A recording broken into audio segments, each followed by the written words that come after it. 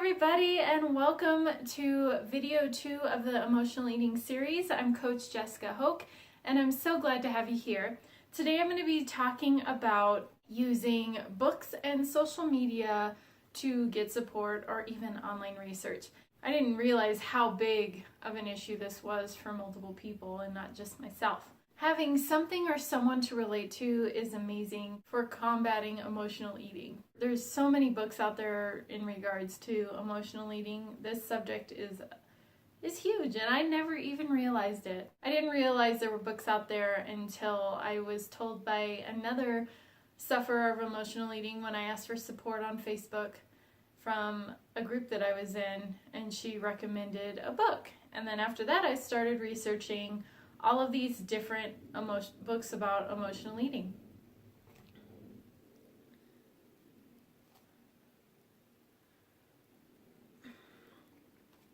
The book that drew me in was the recommendation by this person.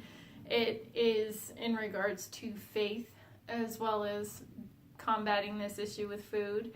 And I just love the concept because I know I could do more as a follower of God. And knowing that my relationship with God could be strengthened by dealing with this emotional eating problem is just amazing to me, and it has really impacted my life in such a good way. It helped me be more mindful of when I was being tempted and really determining if I was truly hungry or if I was just giving in to the temptation of eating my emotions away instead of dealing with them.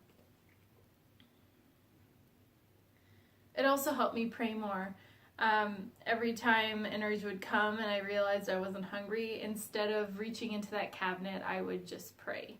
And not pray to give me, sometimes it would be pray to give me strength to not go grab into the cabinet, or it was to pray about the situation I was dealing with that was causing so much stress in my life. I found that my relationship with God got stronger while I was dealing with fighting the food demon that I've been battling for quite a long time. Now, if that book is not up your alley, I did do some research on Amazon with the top books in this arena. There are tons, so I just went ahead and I will give you the top 5 books out there that can help you if connecting with your faith isn't something you want to do, if it's not in your wheelhouse or if it's never been a part of your life.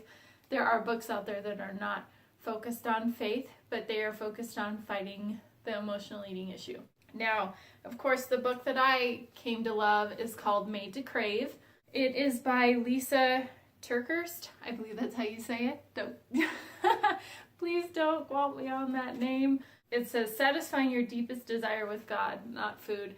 And I just love this book, and if you notice, it had a little discount sticker. I actually got it off of Amazon, but I got it from the suggested lower price retailers, so I got the book for like $4, including shipping.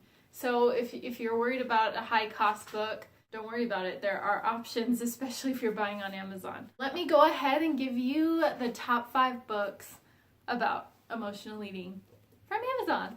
Alright, so the first book is Stop Eating Your Heart Out by Meryl Beck. The second one is End Emotional Eating by Jennifer Taitz. Number 3, Freedom from Emotional Eating by Barb, Raveling. 50 Ways to Soothe Yourself Without Food by Susan Abers. Number 5, Breaking Free from Emotional Eating by Geneen, Roth. So those are the 5 picks from Amazon, but I will list all of those books as well as the book that I've been reading, and you can feel free to check those out, see which one would fit your wheelhouse better, and go from there. You don't have to go by the one that I did, but that's just the one that helped me on my journey to fixing my problem.